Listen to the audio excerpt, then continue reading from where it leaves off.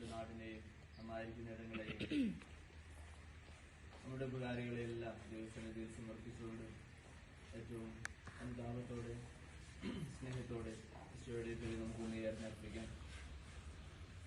പിതാവിന്റെയും പുത്രന്റെയും പരിശുദ്ധാത്മാവിന്റെയും നാമത്തിൽ അത്യുന്നതങ്ങളിൽ ദൈവത്തിന് സ്തുതി. അത്യുന്നതങ്ങളിൽ ദൈവത്തിന് സ്തുതി. അത്യുന്നതങ്ങളിൽ ദൈവത്തിന് സ്തുതി. മനുഷ്യർക്ക് സമാധാനവും പ്രത്യാശയും എപ്പോഴും എന്നേക്കും. സ്വർഗസ്ഥനായ ഞങ്ങളുടെ പിതാവേ, അങ്ങയുടെ രാജ്യം വരണമേ. അങ്ങ് പരിശുദ്ധൻ പരിശുദ്ധൻ പരിശുദ്ധൻ. സ്വർഗസ്ഥനായ ഞങ്ങളുടെ പിതാവേ, അങ്ങയുടെ മഹത്വത്താൽ സ്വർഗവും ഭൂമിയും നിറഞ്ഞിരിക്കുന്നു. മാലാഖമാരും മനുഷ്യരും അങ്ങ് പരിശുദ്ധൻ പരിശുദ്ധൻ പരിശുദ്ധൻ എന്ന് ഉദ്ഘോഷിക്കുന്നു. സ്വർഗസ്ഥനായ നിന്ന് ഞങ്ങളെ രക്ഷിക്കണമേ. എന്തുകൊണ്ടെന്നാൽ രാജ്യവും ശക്തിയും മഹത്വവും എന്നേക്കും അങ്ങയുടേതാകുന്നു. ആമേൻ. ഞങ്ങളുടെ കർത്താവായ ദൈവമേ, അങ്ങയുടെ മഹനീയ ശ്രീത്വത്തിന്റെ സുപൂജ്യമായ നാമത്തിന് സ്വർഗത്തിലും ഭൂമിയിലും എപ്പോഴും സ്തുതിയും ബഹുമാനവും വിദഗ്ധതയും ആരാധനയും ഉണ്ടായിരിക്കട്ടെ. പിതാവും പുത്രനും പരിശുദ്ധാത്മാവുമായ സർവേശ്വരൻ. നിയമം പാപമാണെന്നോ? ഒരിക്കലുമില്ല. എങ്കിലും നിയമമില്ലായിരുന്നെങ്കിൽ ഞാൻ പാപം എന്തെന്ന് അറിയുമായിരുന്നില്ല. മോഹിക്കരുത് എന്ന് നിയമം അനുസരിക്കാതിരുന്നെങ്കിൽ മോഹം എന്തെന്ന് ഞാൻ അറിയുമായിരുന്നില്ല.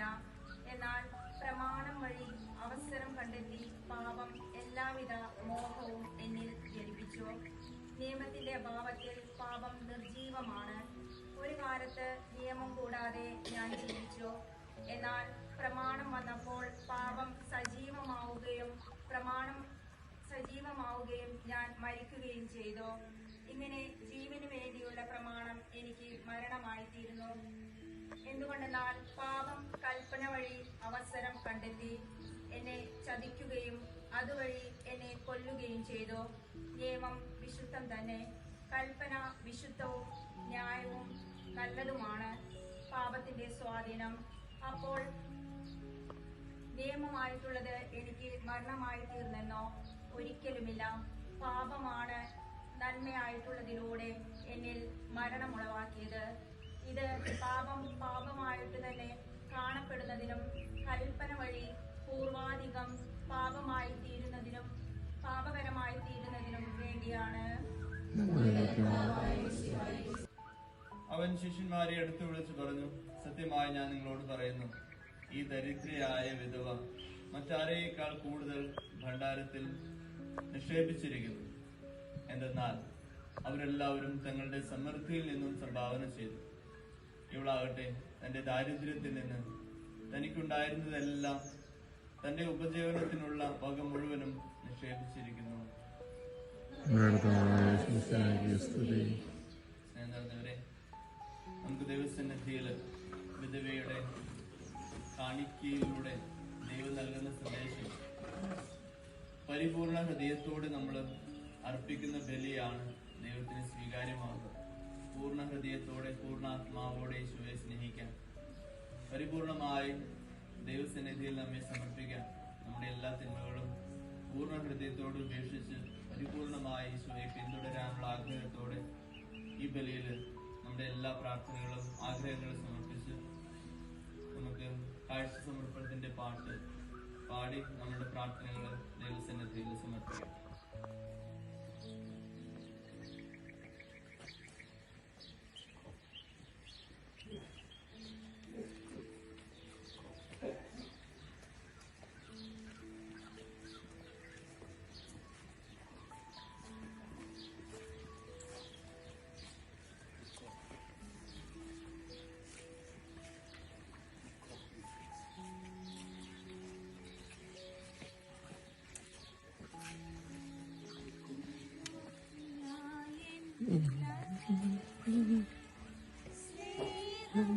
ദൈവസ്നേഹം അകതാരിലലിയാൻ വരുന്നു. സ്നേഹം എന്റെ ഈശോ ഇത്ര ചെറുതാകാൻ എത്ര വളരണം. ഇത്ര സ്നേഹിക്കാൻ എന്തു വേണം, ഇത്ര ചെറുതാവാൻ എന്തു വളരണം, ഇത്ര സ്നേഹിക്കാൻ എന്തു വേണം. നോവിച്ച നാവിലല്ലേ നാഥൻ സ്നേഹത്തിൻ കൂദാശയെ